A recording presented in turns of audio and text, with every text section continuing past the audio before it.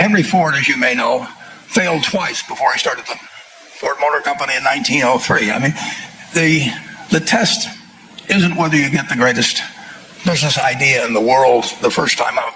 The test is whether you keep learning. I've said many times that if you get to be 65 or 70 and later, and the people that you want to have love you actually do love you, you're a success. I've never seen anybody that. Think about the person you would most like to be in life. So maybe it's one of your contemporaries, maybe it's somebody a little older, but pick out the person you admire the most, the person that you'd change places with if you could. And then write down why you admire them. Just put it on a piece of paper.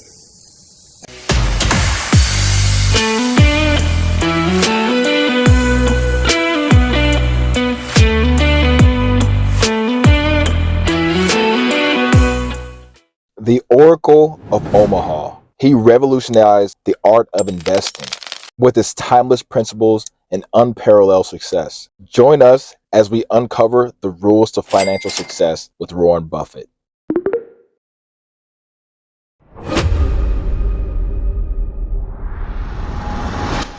I've said many times that if you get to be 65 or 70 and later, and the people that you want to have love you actually do love you, you're a success. I've never seen anybody that reaches that age. I mean, I'm not talking about somebody that's in extreme poverty or pain or something, but I've never seen anybody that, if they have a lot of people that love them, that is other than happy. And I've seen some very, very wealthy people that they give testimonial dinners to and name schools after and everything.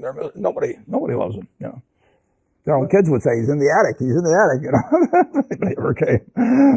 What are, say, 3 pieces of advice you would give to people who are looking to succeed in business? By far the best investment you can make is in yourself. I mean, that, for example, communication skills. I tell the students that come that they're going to graduate schools and business, and they're learning all these complicated formulas and all that. If they just learn to communicate better, both in writing and in person, they increase their value at least 50%. And I mean, if you can't communicate, somebody says, you know, it's like winking at a girl in the dark. Nothing happens, you know, basically. And you have to be able to get forth your ideas, and that's relatively easy. I did it myself with the Dale Carnegie course. Some people wish I'd taken a shorter course now in terms of my talking later on, but it's just hugely important. And if you invest in yourself, nobody can take it away from you. I mean, the second thing, which I'll get a certain criticism for not living it, but I do tell students, you know, that if I gave you a car and it'd be the only car you get in the rest of your life, you take care of it like you can't believe. Any scratch, you'd fix that moment. You read the owner's manual, you keep a garage and do all these things, and you get exactly one mind and one body in this world. And you can't start taking care of it when you're 50. By that time, you'll have rusted out if you haven't done anything. So you should really make sure that you just remember that you just got one mind and body to get through life with and to do the most with it. What about life advice? Well, life advice is, the most important thing,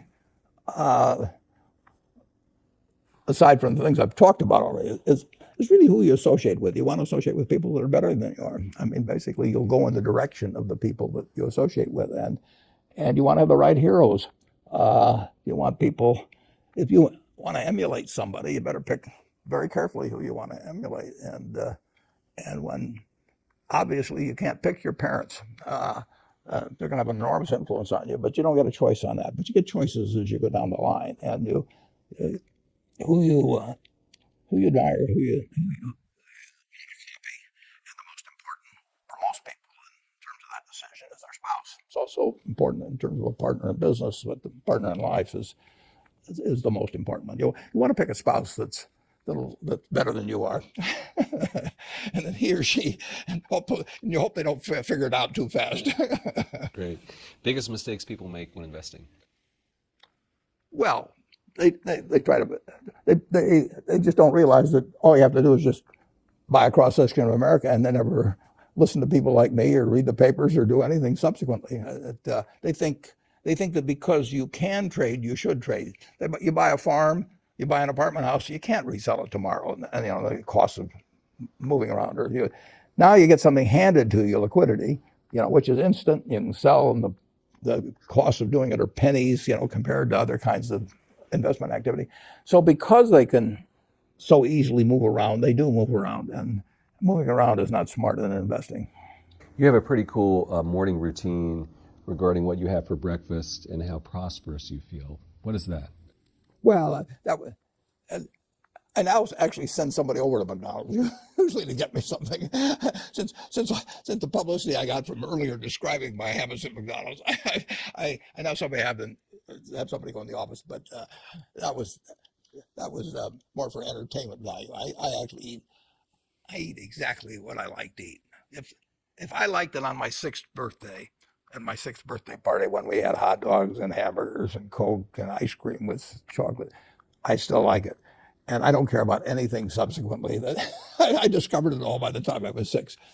And if somebody offered me a deal when I was 20 and said, you're going to live 1 year longer, instead of living to 88, you'll live to 89 or whatever it may be, if you eat nothing but broccoli and Brussels sprouts and onions and all these things, I just said, I'll take the last year off.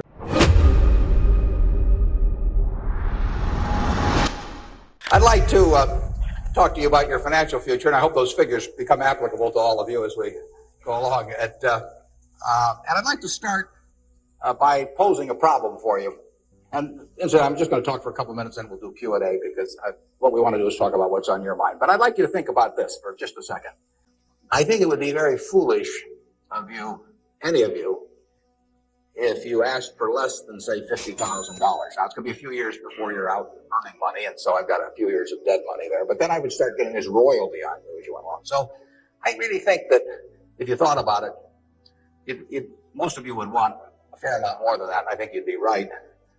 Fortunately, I didn't make this deal with anybody when I started out, so nobody's got a 10% royalty on me. But I think that 50,000 would sort of be the absolute minimum. And if you think about that, that means that right today, you are worth 500,000, because if 10% of you is worth 50,000 in cash today, your potential is worth a minimum on a 100% basis of $500,000. That is the big financial asset you've got. It's way more important what you do with that $500,000 asset that you own today than whether you decide to buy stocks or bonds, or whether you put your money in a mutual fund or pick your own stocks or anything of that sort. The biggest financial asset that you have going for you by miles is the value of your own earning power over the years. So that's really what you should focus on. If you're focusing on your financial future, that means you should focus on you.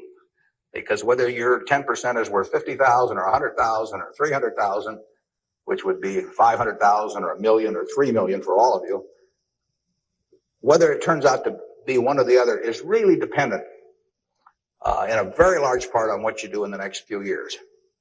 All of you in this room have the brains to do extremely well in life. You've all got the energy to do extremely well in life. And then the question is, how do you apply it? If you've got a 200 horsepower motor, you get 200 horsepower out of it, you get your full potential, or do you get 100 horsepower or 50 horsepower? Now, there's two things that can hold you back in getting the full horsepower out of your engine, whatever it may be. All of you have big enough engines. And one of those is a lack of education. But that probably isn't going to happen to very many people in this room. If you did have a lack of education, if you didn't have a chance to get a decent education in life, it wouldn't make any difference what that potential was, because you'd never unlock it. But the second most important thing, and equally as important, is in terms of the habits that you develop, in terms of what you do with yourself. When we hire people, we look for three qualities. We look for integrity, we look for intelligence, and we look for energy. But if they don't have the first one, integrity, the other two will kill you.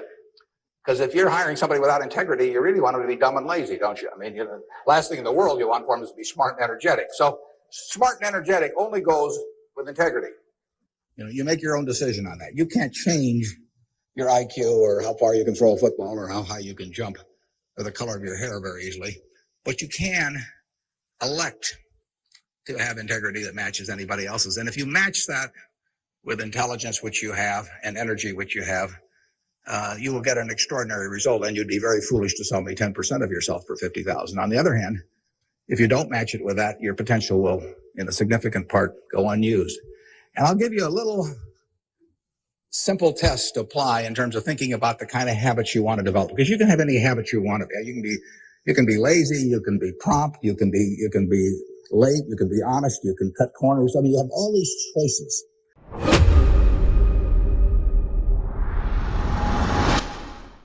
Well, that was, I now actually send somebody over to McDonald's usually to get me something.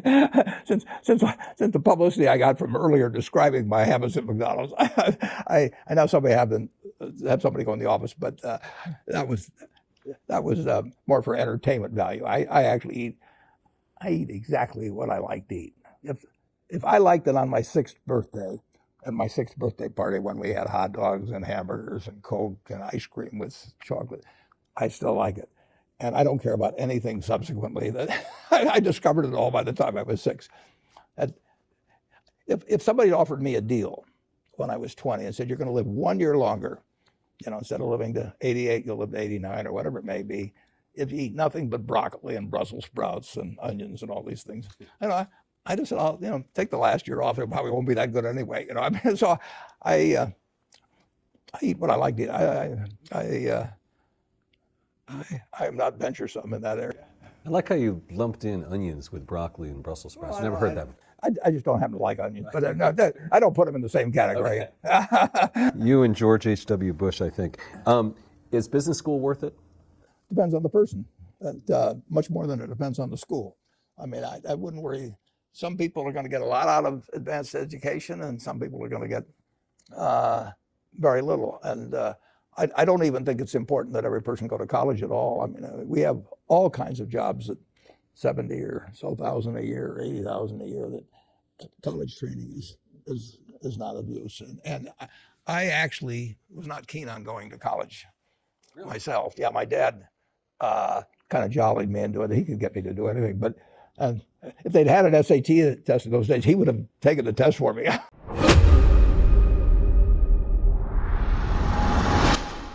Think about the person you would most like to be in life. So maybe it's one of your contemporaries, maybe it's somebody a little older, but pick out the person you admire the most, the person you'd change places with if you could. And then write down why you admire them. Just put it on a piece of paper. And then figure out the person that you would least like to change places with you. Who really turns you off? Who do you find repulsive? And list the reasons why that person turns you off so much. And put those down on the other side of the paper. And then look at that list. And you'll find that everything on the left-hand side, what you admire in other people, the qualities they bring to life, cheerfulness, generosity, all kinds of things, you'll find those are things you can do yourself. It's very simple. You got to apply yourself, but the habits you form in doing that early on will carry you through life. And on the other hand, you'll find that the things that make people repulsive, selfishness, obnoxiousness, all these things, egotism, are things that no one has to have. If you find those in yourself, you can get rid of them as long as you get rid of them early. So all I suggest is that you write down a list of what you admire, what you find contemptible, and decide that the ones on the admired side are ones you're going to acquire for yourself. And if you do that when you're young, it'll carry you through the rest of your life. This doesn't work if you do it when you're 50 or 60. By then the habits are too well formed. But if you do it early, behavior becomes a habit. So if you do that, 2 or 3 years from now, you go through the same exercise.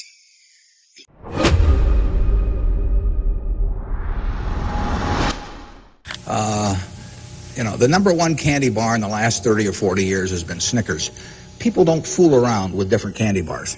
They fool around with different length dresses. They fool around, with all kinds of things. But they don't fool around with candy bars because they figure, they're going to go in and lay out 50 cents or whatever it is and put it in their mouth. And they're not going to, for 50 cents and putting it in your mouth, you're not going to say, I'll lay out 45 cents and put something else in my mouth. So you find that very stable.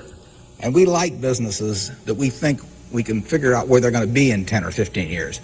I don't know where the information technology businesses are going to be in 10 or 15 years. I know where Snickers bars are going to be in 10 or 15 years. They're going to be selling just about this, the way they do now. I know where Wrigley's gum is going to be in 10 or 15 years. There's not going to be a lot of innovation in chewing gum. The internet's not going to cause people to quit chewing gum either. At least, Gates may think so, but I don't think so. But it's predictability regarding the sustainability of a competitive advantage, something special about a product. So we look for those kind of products, and then we look for people that are running the business that are honest and able. And it's easier to find people that are honest and able than it is to find businesses that are going to stay wonderful for a long period of time. There are a lot of businesses that looked like they were going to stay wonderful that really evaporated over time. But that's what we're looking for. And the nice thing about it is we don't have to find very many. If we find one a year, that's terrific. Because you don't need 100 or 1,000 great investment ideas to do well. You need a couple. And the discipline is the most important thing. We don't need brain power. We need discipline. You don't need 150 IQ to do what I do. Thank God. You don't need 140. You need 135. You may need 115 or something like that. But you do need discipline. You have to wait until you see the fat pitch to swing at.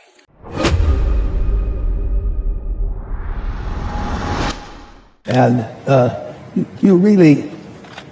you want to associate with people who are the kind of person you'd like to be. You'll move in that direction. And the most important person by far in that respect is your spouse. I can't overemphasize how important that is. And you're right. The friends you have, they will form you as you go through life. And make some good friends, keep them for the rest of your life, but have them be people that you admire as well as like them.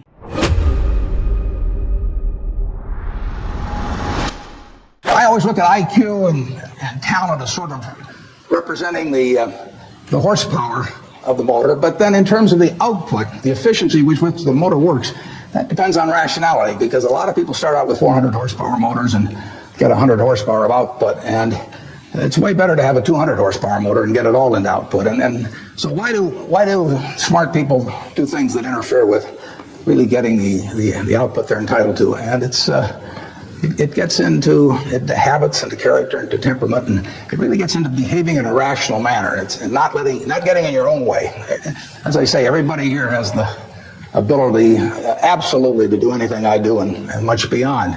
And some of you will and some of you won't. But it will, the ones that won't, it will be because you get in your own way. It won't because the world doesn't allow you to. It will be because you don't allow yourself to.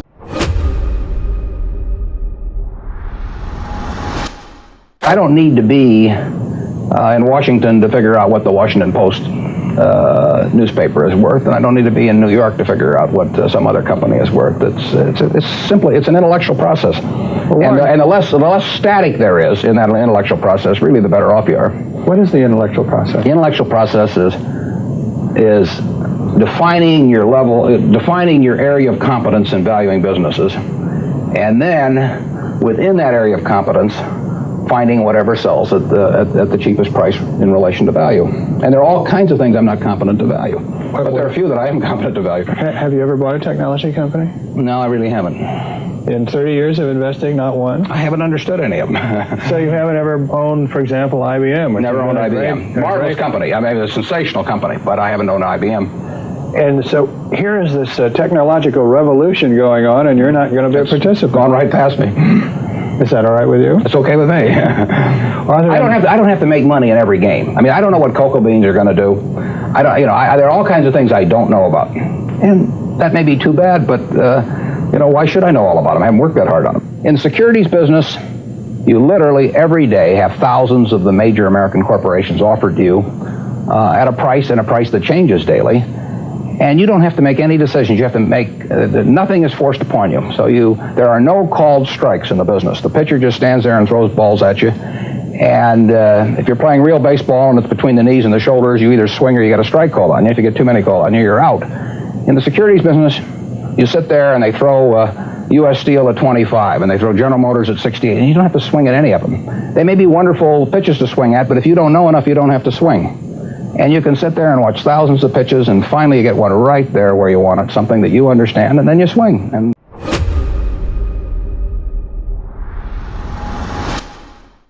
the cigar butt approach to buying stocks is that you walk down the street and you're looking around for cigar butts, and you find this on the street, this terrible looking, soggy, ugly looking cigar.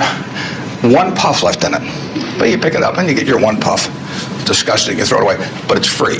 I mean, it's cheap. And then you look around for another soggy, one puff cigarette. Well, that's what I did for years.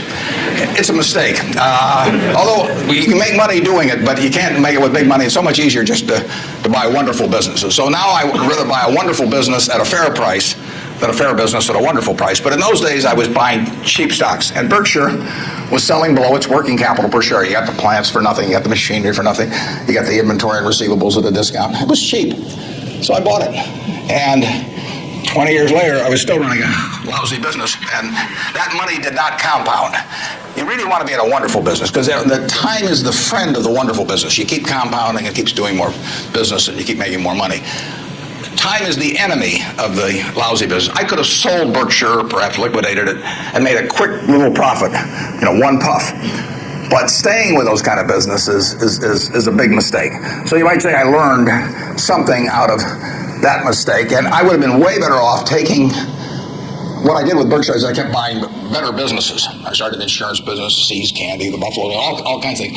I would have been way better doing that with a brand new little entity that I'd set up rather than using Berkshire as the platform. Now I've had a lot of fun out of it. I mean, everything in life seems to turn out for the better, so I don't have any complaints about that, but it was a dumb thing to do. I went into U.S. Air. I bought a preferred stock in 1989. As soon as my check cleared, the company went into the red and never got out. I mean, it was really dumb. I mean, I got an 800 number I call now whenever I think about buying an airline stock. I call them up. Any hour that, fortunately, I call them at 3 in the morning, and I just dial them. I say, my name's Warren, I'm an aeroholic, and I'm thinking about buying this thing. And they talk me down. I mean, it takes hours sometimes, but it's worth it, believe me. If you ever think about that buying an airline stock, call me, and I'll give you the 800 number, because you don't want to do it. But we got lucky in terms of how we eventually came out on it, but it was a dumb decision.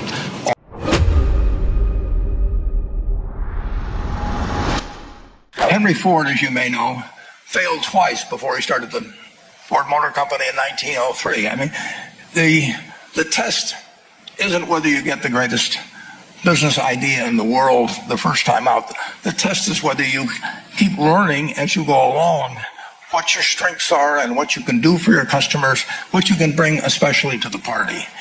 And to do that, you need a genuine desire day in, day out to delight the customer.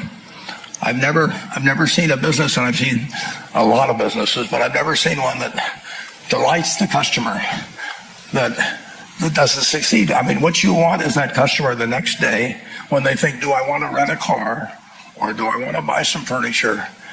What goes through their mind? It's the place where they've had a great experience. I don't know what I paid for this tie. Actually, probably if somebody gave it to me for the purposes of this speech, I will. So I have no idea, but or the shirt I'm wearing, or this, but I do know, I will remember how I was treated when I bought it. I mean, you long forget about the price, but you never forget whether you had a good experience. And all this to say today, we'll see you guys in the next video, and I hope that you liked this video. Be sure to implement these rules to your everyday success because it's on the way. Don't forget to hit that like button and share this with your friends. Also, I will link the books that are created by this author down below. Check out the description. Don't forget to subscribe, and also comment below whatever you think your favorite rule to success is. We'll see you next time.